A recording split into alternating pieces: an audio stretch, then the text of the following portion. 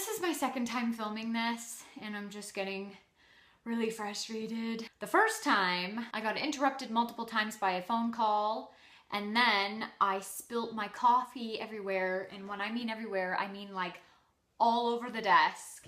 I had to change into some different clothes because I got coffee on me, and I was like, screw it, I'm going into comfy clothes. I am in just like a comfy shirt and some lounge pants. So today I am just saying, screw life.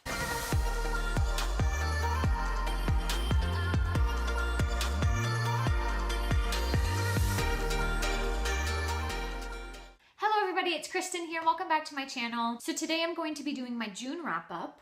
And in the month of June, I read 3 books, read 2, and listened to 1 audiobook. Without further ado, we're just gonna get into this. The first book I read in the month of June was The Raven Boys by Maggie Stiefvater. This is book 1 in the Raven cycle. This was a buddy read with Izzy from Isabeau's Literary Musings. We both enjoyed this book. We both thought the mystery aspect was really, really good. I rated it 4 out of 5 stars, and I can't remember what she rated it. This is a young adult urban fantasy. So this book follows our main character, Blue, and she lives with her mom and her aunts, and they are like fortune tellers, what's the word? I'm forgetting the word. This story starts off with them all in a church graveyard, I believe, and her mother and her aunts see and hear dead spirits, the spirits of people who will be dying in the coming year. The main character, Blue, is not able to see and not able to hear any of the spirits, but this night she hears and sees one person in particular. And so kind of the catchphrase line of the book here is, there are only 2 reasons a non-seer would see a spirit on St. Mark's Eve. Either you're his true love or you killed him. Ooh. So lots of mystery to this book. There is 4 other main characters in this book.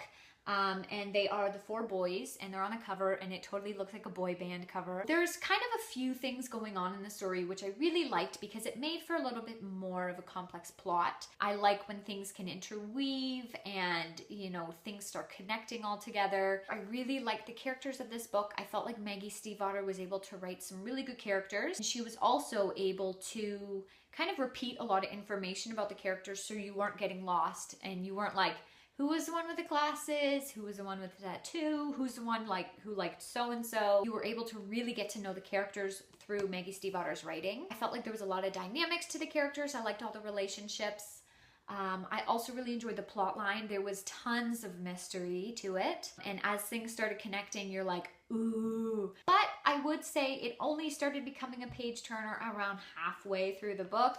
The first half of the book was slow and there was no answers to anything. Then the second half of the book definitely picked up and it got a lot better. So overall, I did enjoy this book and I plan on continuing with the series. The second book I read in the month of June was Mistborn, The Final Empire by Sanderson. This is book 1 in the Mistborn trilogy. This is an adult fantasy and oh my gosh, this is my new love. It was so good. To be honest, there's I think just under 650 pages for this book.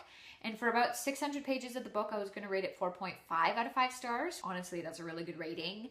But the last like 50 pages blew my mind and raised the rating up to 5 out of 5 stars. I loved the ending of this book and how everything connected and the cliffhanger it ended on. It was so good. This story follows our main character, Vin. She's just on the cover. In the beginning of the story, Vin is a street urchin and she is part of a thieving crew, and basically she's kind of at the bottom of the pack. The one valuable thing about Vin that is kind of keeping her in this thieving crew is she uses kind of this ability which she calls luck, and in a way she can kind of push and pull people's emotions, which helps pull off a lot of, you know, all the plans that the thieving crew had. She is kind of valuable in that aspect. And then, you know, some big drama happens and Vin then meets a character named Kelsey. She discovers that she is what is known as a Mistborn. I don't want to give too much away, really. I do want to talk about the magic system because I thought it was super unique and really cool. So this magic system is based around metals. There's a whole bunch of different metals for different powers. So you have things like iron and steel and bronze and copper. So I really enjoyed that aspect. It's a really cool magic system once you start to understand it. I love the plotline of this story. I thought it was really, really good. It reminded me a lot of Six of Crows. So this book was really, really good. 5 out of 5 stars. Loved the magic system. Loved all the characters. I forgot to mention, I read this as a buddy read with Kelsey from KelseyLeeReads and Lisa from Lisa and Things. We all really, really enjoyed this. I finished it first and I don't know exactly where the other two are at. I'm sure they are binge reading it just like I did. I just want to talk about the last 50 pages. Seriously, that was amazing. It tied up so well and I was like, what? Like I was at my sister's house and I ignored my sister for a good 30 minutes while I finished this book. So I apologize, Becky. But I mean, if you ever read this book, you'll know why. Definitely love this book and recommend. And now half of it's cut off. That's annoying. The last book I read in the month of June was Sleeping Giants by, oh crap, what's the author's name? Sylvain Neuvel? No. This was an audiobook I listened to basically throughout the whole month of June. It was a really good book. I rated it 4 out of 5 stars. It is a sci-fi book. Basically, the premise is there are these robots that are buried in our Earth. The beginning of the story starts off with a little girl falling into a hole and discovering this robot. This book is set up in an interview format. So you have one man and he is interviewing a whole bunch of people involved in the discovery of these robots. I did like the interview format. I thought it was creative, but I felt more like I was observing what was going on instead of actually connecting with the characters, which didn't make me, really get involved with the book. I kind of felt like I was, in and out of it a lot. I do love the premise of that book, that there's these robots all over the earth. Why are they on Earth? Why are they buried?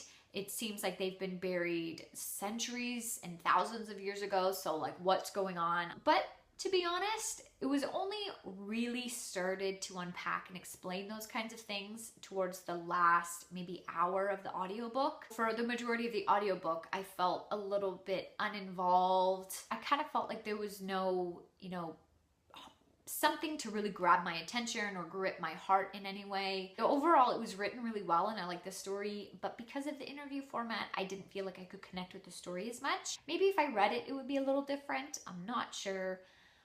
But if you do want to pick up an interesting sci-fi book, I highly recommend this book. It was really good. That is all of the books I read in the month of June. Let me know if you've read any of these books and let me know what your thoughts are. If they were the same, if they were different, let me know what you rated the books. Thank you guys for watching. Give this video a big thumbs up, click subscribe, and I will see you all in my next video.